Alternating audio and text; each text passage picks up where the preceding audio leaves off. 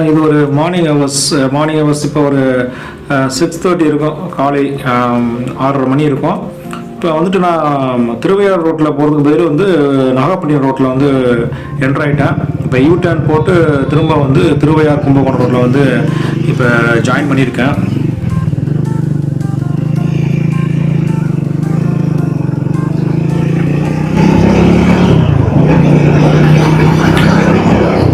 தஞ்சாவூரோட outer பைபாஸில் move ஆகிட்டு இருக்கேன்.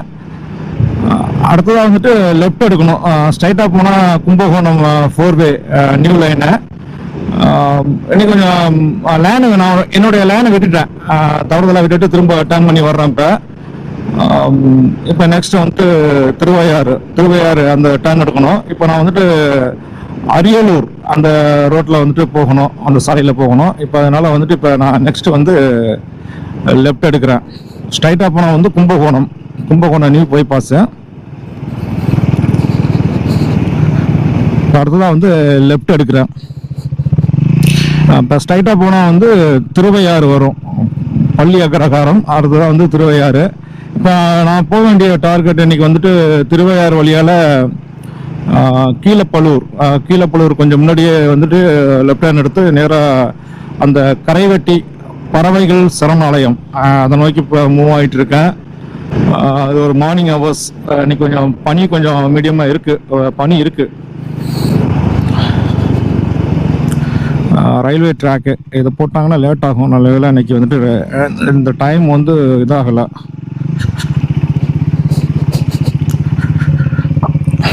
நேராக நாகப்பட்டினம் ரோடு அதில் வந்துட்டு மூவ் ஆகிட்டேன். கொஞ்சம் என்னுடைய லேனை விட்டுட்டேன்.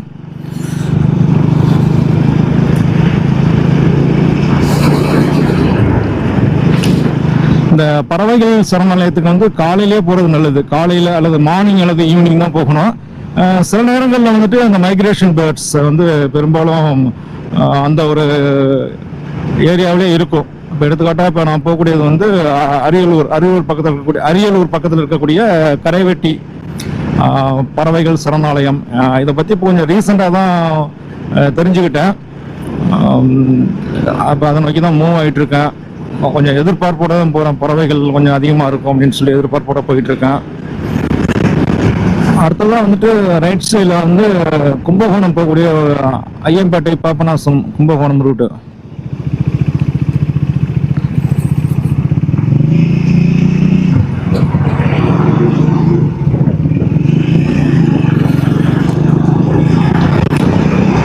திருவையாறு வந்து ஸ்ட்ரைட்டாக போனால் 11 கிலோமீட்டரு. லெஃப்ட் சைடில் போனோம்னா தஞ்சாவூர் டவுனு, ரைட் சைடில் போனோம்னா கும்பகோணம். இதுதான் பழைய ரோடு அப்படின்னு நினைக்கிறேன். பழைய ரோடு கும்பகோணம் அந்த பாபநாசம் ஐயம்பேட்டை வழியாக போகக்கூடிய ரோடு. இப்போ நான் ஸ்ட்ரைட் எடுக்கணும். லெஃப்ட் எடுத்தோம்னா தஞ்சாவூர் டவுனு. இப்போ நான் ஸ்ட்ரைட்டாக போனால் திருவையாறு வந்து 11 கிலோமீட்டர் போட்டிருக்கு. நெக்ஸ்ட்டு வந்து ஒரு ரவுண்டான வருது, ஒரு டிராபிக் ஐலாண்ட் வருது. இப்போ வந்துட்டு ரைட் எடுத்தோம்னா நேராக அரியலூர் திருவையாறு. ஸ்ட்ரைட்டாக போனால் திருச்சி அந்த லைனில் ஜாயிண்ட் ஆகும். லெஃப்ட் போனால் தஞ்சாவூர். ஆக்சுவலாக இப்போ நான் வந்து ரைட் எடுக்கணும். இந்த டிராபிக் ஐலாண்டு வந்து கொஞ்சம் பெரிய இதை போட்டிருக்காங்க, நல்லா இருக்குது, அழகாக பியூட்டியாக இருக்குது.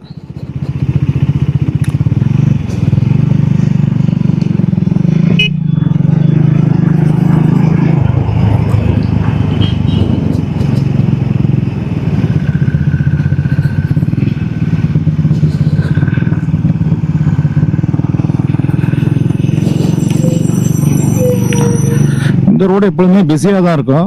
கொஞ்சம் அகலம் குறைவாக இருக்கக்கூடிய சாலை தான் இது. இனிமே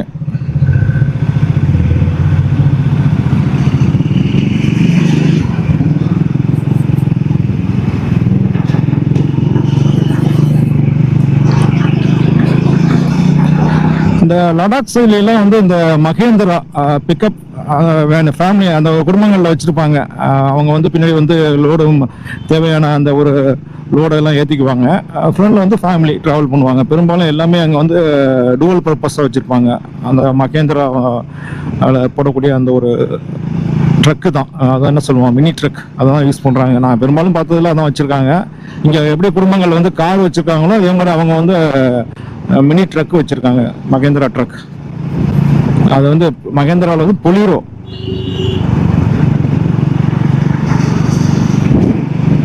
அந்த பொலிரோ ட்ரக்கில் வந்து ஃப்ரண்டில் வந்து ஃபேமிலி, பின்னாடி வந்துட்டு திங்ஸ் எல்லாம் வச்சுருப்பாங்க. நல்லாயிருக்கும் அது பார்க்குறதுக்கு. அந்த சைடில் அதை தான் யூஸ் பண்ணுறாங்க. அங்கே வந்து பெரும்பாலும் கார்லாம் அதிகம் அங்கே உள்ளவங்க வச்சு இல்லை.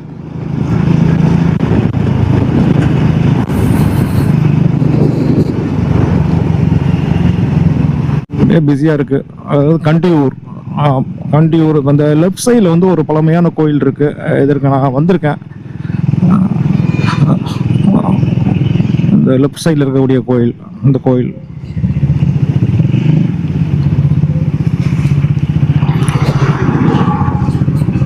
இந்த பக்கம் எல்லாமே ஒரு பழமையான ஊர்கள் தான். அதான் சாலைகள்லாம் குறுகி இருக்கு.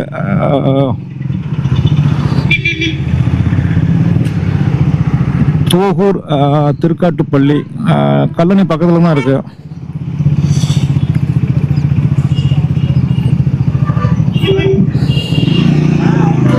லெஃப்ட் சைடில் போனோம்னா தோகூர், திருக்காட்டுப்பள்ளி. அந்த கல்லணை போகிற ரூட்டு வந்து லெஃப்ட் சைடில் இருக்குது. நடுக்கடை அப்படிங்கிற ஊரை ரீச் பண்ணியிருக்கேன். இதுக்கு அடுத்தாப்புல திருவையாறு.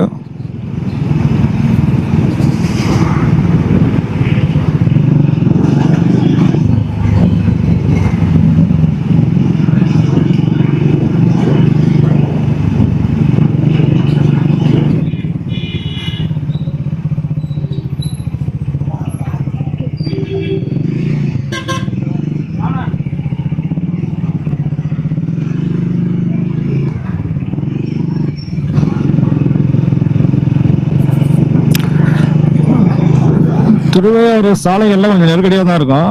நெருக்கடியான இதுதான். எல்லாமே இப்போ பைபாஸ் போட்டாங்க. பட் வந்து ஒரு பழமையான ஊர் அப்படிங்கிறதுனால வந்து நெருக்கடி தான். லெஃப்ட் சைடில் வந்து bus stand, Thiruvaiyaru bus stand. Left side வந்து திருவையாறு பஸ் ஸ்டாண்டு.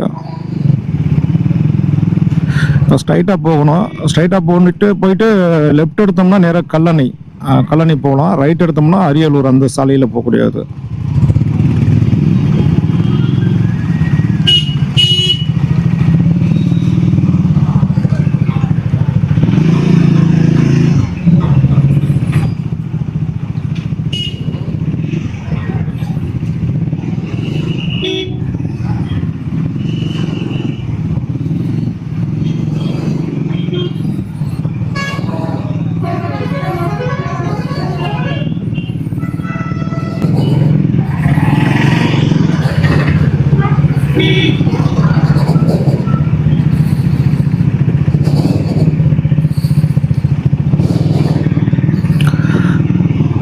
நல்ல டிராபிக். அதாவது சின்ன ரோடு தான், வாகனங்கள் அதிகம் இல்லை. இப்போ லெஃப்ட் சைடில் வந்து ஒரு பழமையான கோயில் இருக்கு. அதற்கு லெஃப்ட் சைடில், ரைட் சைடில் போனால் அந்த ஒரு மண்டபத்தை பார்க்கலாம். காவேரி படித்துறை புஷ்பக மண்டபம் அப்படின்னு சொல்கிறாங்க. அந்த ரைட் சைடில் போகக்கூடிய பாதை, இந்த ரைட் சைடில். லெஃப்ட் சைடில் வந்து அந்த பிரம்மாண்டமான பழமையான கோயில் இருக்குது. இப்போ நான் ஸ்ட்ரைட்டாக வந்து எதுக்கு போகிறேன், அந்த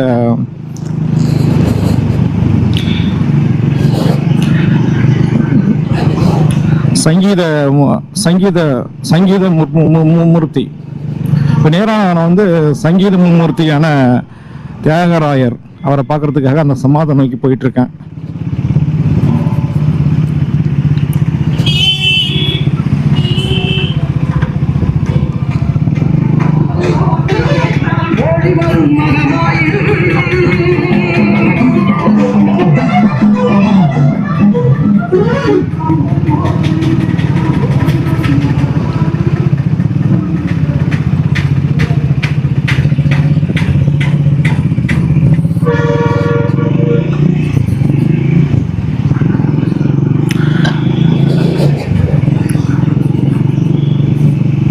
ஸ்ட்ரைட்டாக போனால் வந்து சுவாமிமலை, கும்பகோணம், மயிலாடுதுறை இதெல்லாம் போட்டிருக்கு.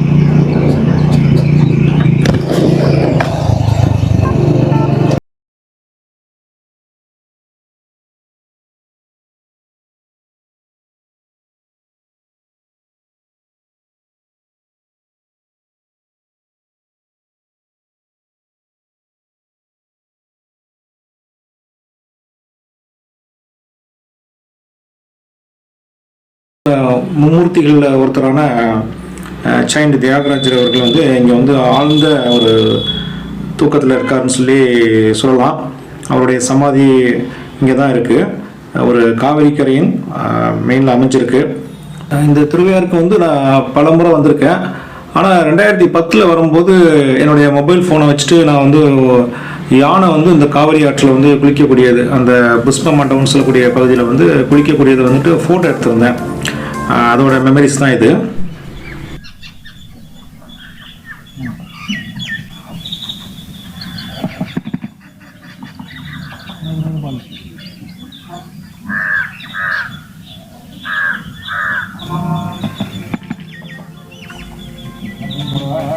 இப்போ வந்துட்டு இந்த பகுதியில் வந்து இந்த சிறுவர்கள் வந்து கிரிக்கெட் விளையாண்டு இருந்தாங்க. எனக்கும் ஒரு ஆசை, நான் வந்து ஷட்டில் காக் தான் ரொம்ப விரும்பி ப்ளே பண்ணுவேன். அந்த கிரிக்கெட் விளையாண்டு பல வருஷம் ஆயிடுச்சு. ஓகே, ரொம்ப நாளைக்கு பிறகு ஒரு சின்ன மெமரிஸ்.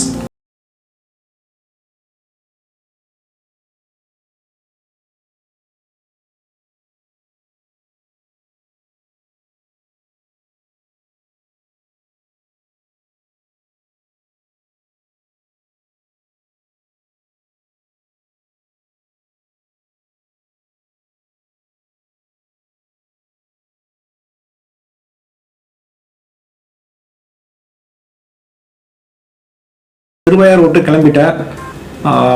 காவேரியை விட்டு அடுத்ததாக கொள்ளிடம் நோக்கி மூவ் ஆகிட்டுருக்கேன். அடுத்ததாக வந்து திருமானூர் அப்படிங்கிற ஊருக்கு மூவ் ஆகிட்டுருக்கேன்.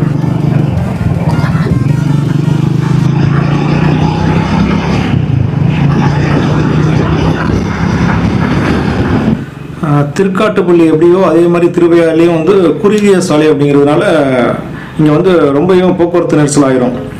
இப்போ இந்த பைபாஸ் வந்து திருவையாறு பைபாஸ் வந்துட்டு இப்போ ஏறக்குறைய கம்ப்ளீட் ஆகக்கூடிய நிலையில் இருக்குது. பைபாஸ் ஒர்க் நடந்துட்டு இருக்கு. ஸ்ட்ரைட்டாக வந்து லெஃப்ட் சைடில் போனோம்னா நாகப்பட்டினம் பைபாஸ் போகலாம்.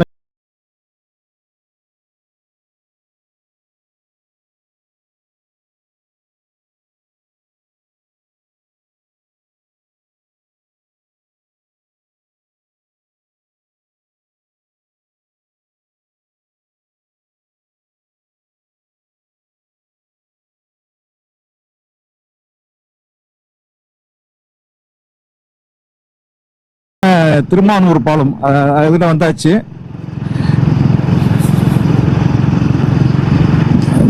கொள்ளிடக்கரை வழியா போகக்கூடிய அந்த திருமானூர் பாலம் ஒரு எக்ஸைட்டிங்கா இருக்கு.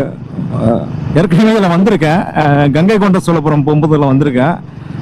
பட் இப்போ வந்துட்டு இது வழியாக இப்போ போகிறேன்.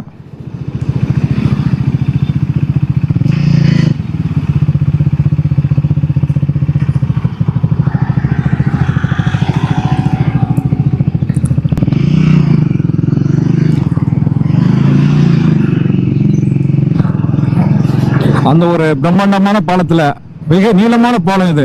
அந்த குளித்தலைக்கு பக்கத்தில் இருக்கக்கூடிய ஒரு பாலம் ஒன்று மாயனூர், அந்த பக்கத்தில் இருக்கக்கூடிய அந்த குளித்தலை, அந்த ஏரியாவில் முசிறி, அந்த ஏரியாவில் இருக்கக்கூடிய பாலம் வந்து மிகப்பெரிய பாலம். இந்த வந்து காவிரியில போட்டிருக்காங்க, இது வந்து கொள்ளிடத்துல போட்டிருக்காங்க.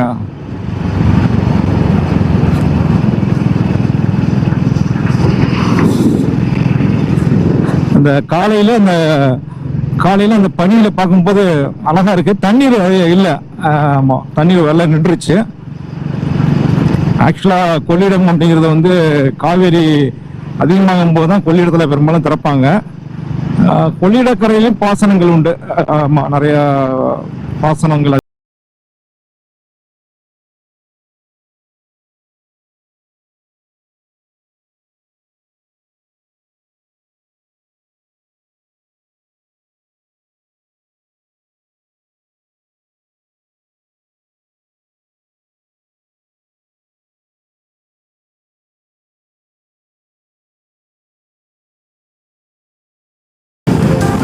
ஸ்ட்ரைட்டா போனா வந்து நேரம் இது வந்து கீழப்பலூர், அரியலூர், பெரம்பலூர் அந்த ரோடு இது.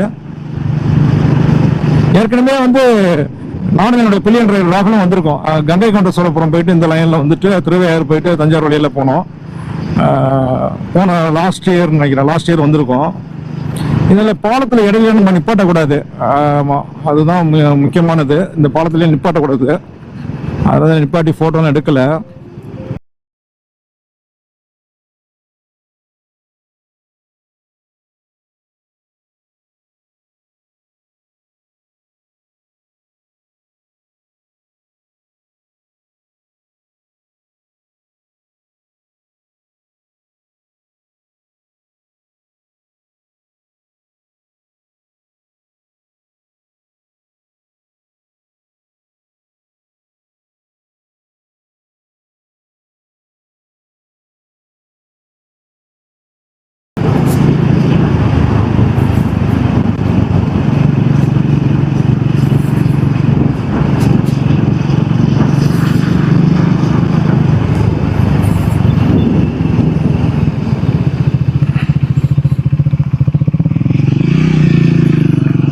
அடுத்ததாக திருமானூர்,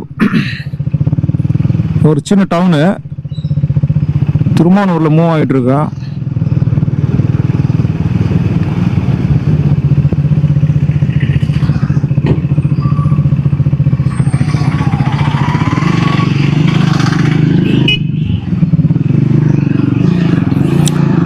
லெஃப்ட் சைடில் போனோம்னா லால்குடி.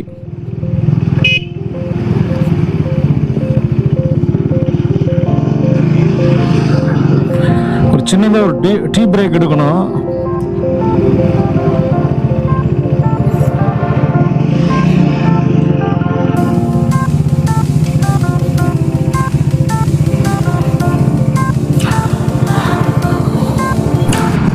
முடிகொண்டான் அப்படிங்கிற இடத்துல போயிட்டு இருக்கேன். அந்த முடிகொண்டான் அப்படிங்கிற இடத்துல மூவ் ஆகிட்டு இருக்கேன்.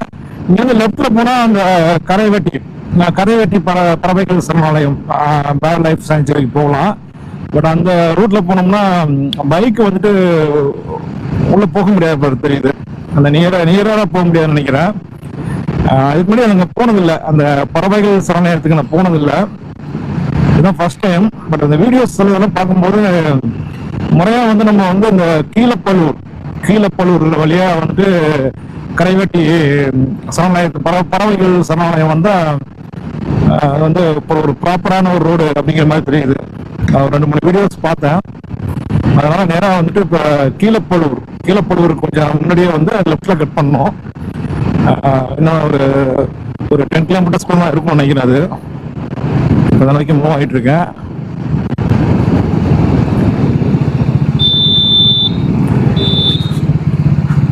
ரைட்ல வந்து ஒரு ஏலக்குறிச்சி அப்படின்னு போட்டிருக்கு.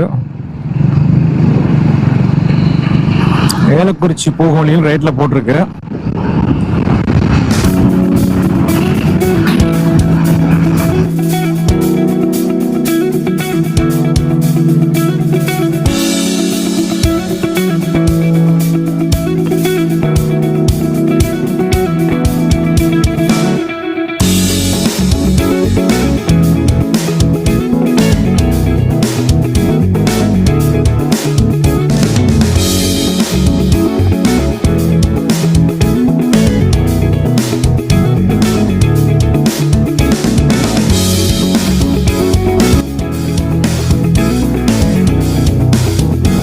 டர்ன் எடுக்கணும்னு நினைக்கிறேன்.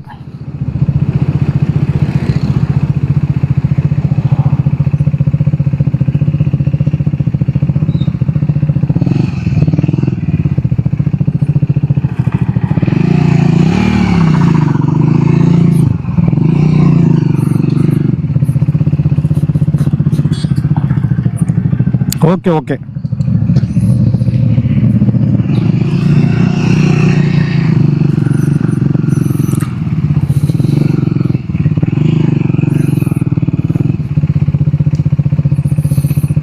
ஓகே, இன்னும் ஒரு 6 கிலோமீட்டர் இருக்கு.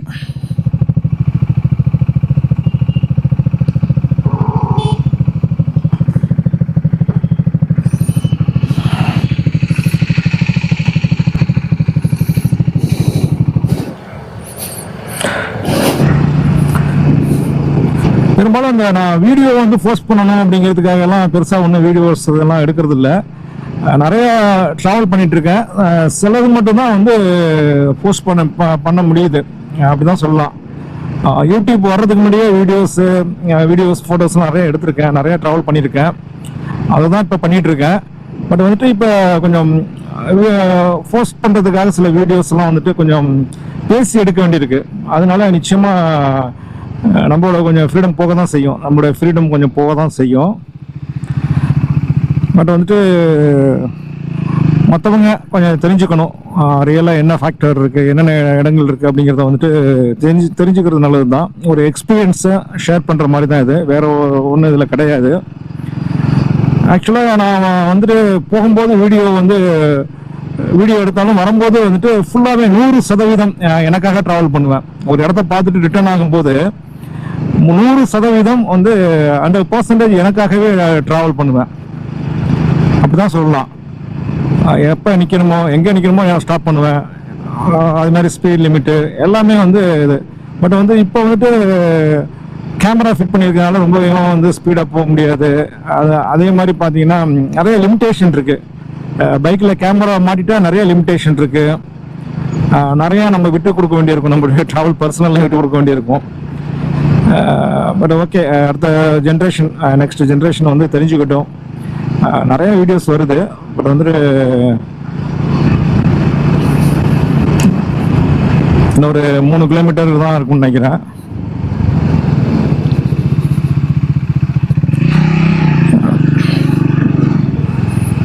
மேலவண்ணம் அப்படிங்கிற ஒரு வில்லேஜ்.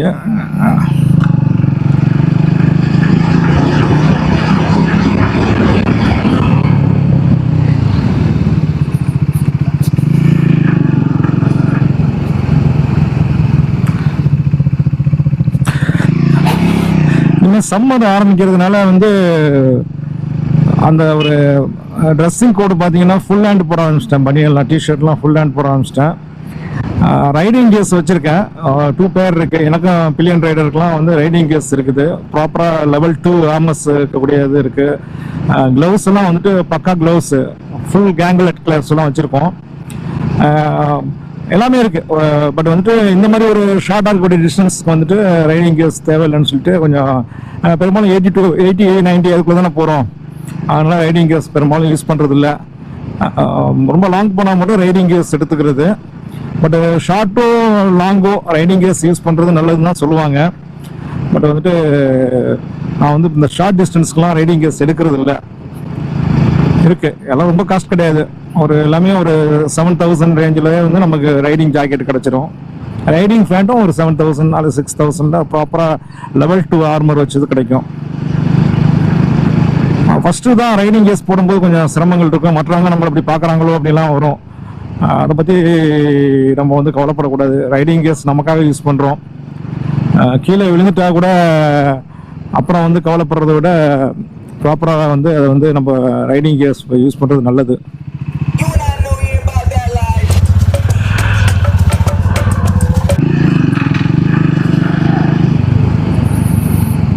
இன்னைக்கு ஒரு சாட்டர்டேங்கிறனால நிறைய பையங்களுக்கு ஸ்கூல் இல்லைன்னு நினைக்கிறேன்.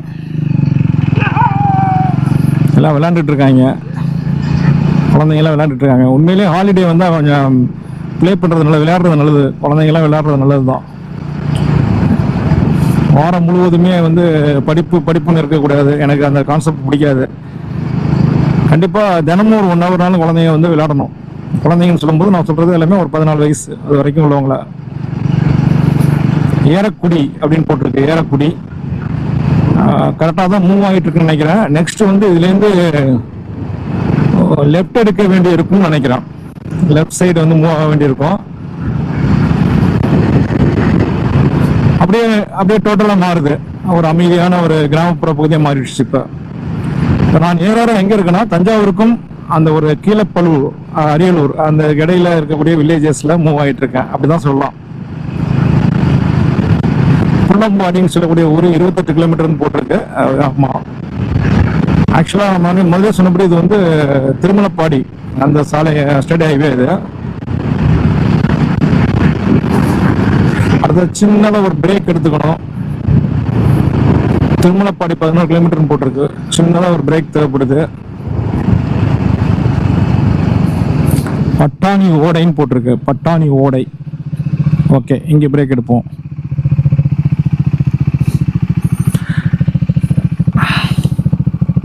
எல்லாமே விவசாய நிலங்களாக தான் இருக்குது. எல்லாமே வந்து நெல் விவசாயம் பண்ணுறாங்க இந்த பக்கம்.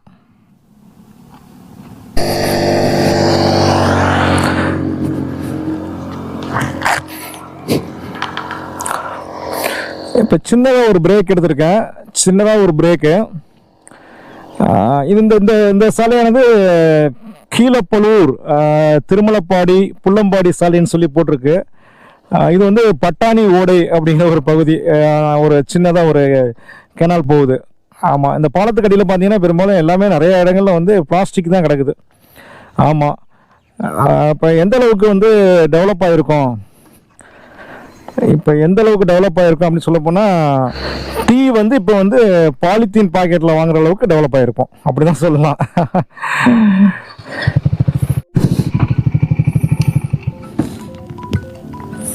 இந்த பறவைகள் சரணாலயத்தை சுற்றி வந்து பார்த்தீங்கன்னா எல்லாமே நெல் வயல்கள் அப்படியே ஒரு தங்க நிறத்தில் காட்சி கொடுக்குது.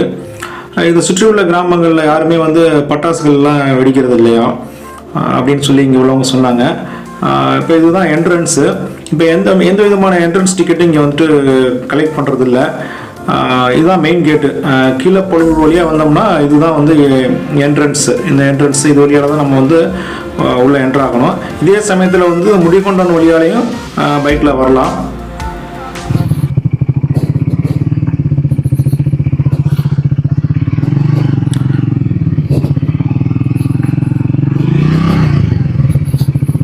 உள்ளே என்ட்ரு ஆகிட்டேன்.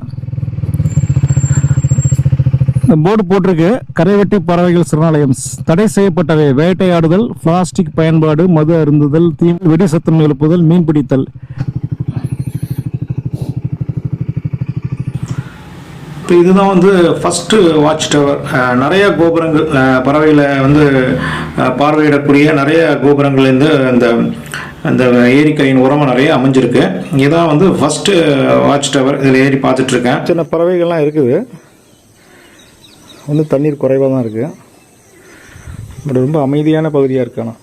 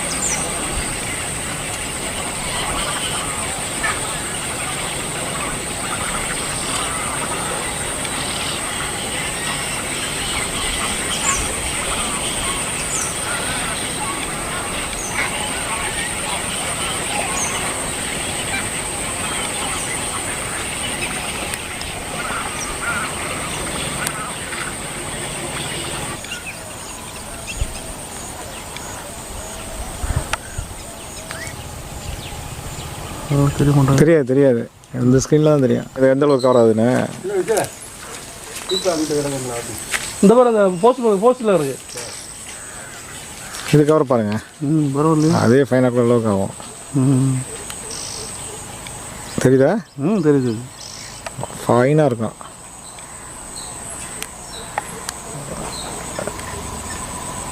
ஓகே, நான் ரவுண்ட் போயிட்டு வரேன்.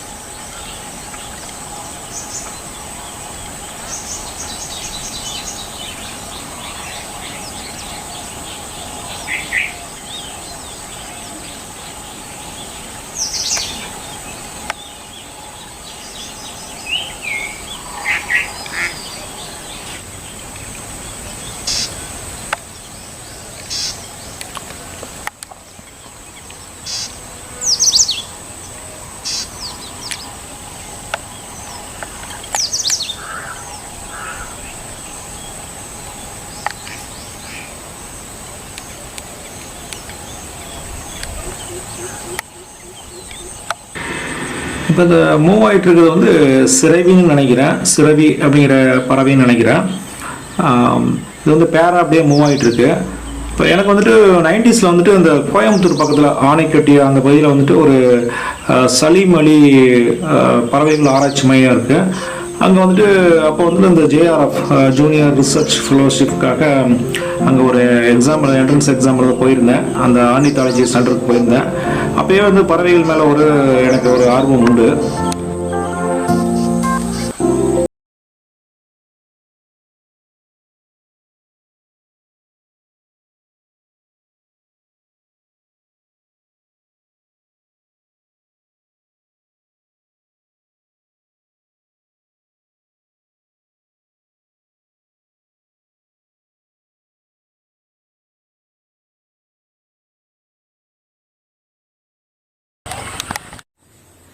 இவ்வளோ ஹைட்டாக இருக்கு, ரோஸ் கலரில் இருக்கு, பாடி வந்து ப்ரௌனு பிளாக்காக இருக்கு.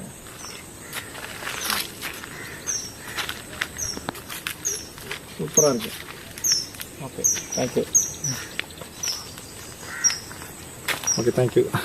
இந்த கரைவெட்டி அப்படிங்கிறது வந்து பெரிய ஏரியோட கரையில் வந்து நம்ம ஒரு 5-6 கிலோமீட்டருக்கு வந்து பைக்லேயே போகலாம். பட் 1 கிலோமீட்டருக்கு தான் அந்த மெட்ரோ ரோடு இருக்குது, தார் ரோடு இருக்குது, அது வரைக்கும் போகலாம். அது வரைக்கும் பாதுகாப்பானது. பெரும்பாலும் இங்கே சேர்ந்தாப்பில் வர்றது நல்லது. சேர்ந்தாப்பில் வந்துட்டு போயிட்டு சுற்றி பார்க்குறது நல்லது. பைக்லனா நேரடியாக போகலாம், கார்னா என்ட்ரன்ஸ்லேயே நிப்பாட்டிட்டு உள்ளே போகணும். இப்போ இங்கே உள்ளே வந்து எந்த கேண்டீனும் கிடையாது. நம்ம வெளியிலேருந்து தான் திங்ஸ்லாம் வாங்கிட்டு வரணும். இங்கே உள்ள வாட்சஸ்லாம் நமக்கு 5 o'clockலாம் கொடுத்து ஹெல்ப் பண்ணுறாங்க. இப்போ இந்த பறவைகள் சரணாலயத்தை விட்டு கிளம்பிட்டேன். ஓகே, இன்னொரு ஹைவே டூரிங்கில் சந்திக்கலாம்.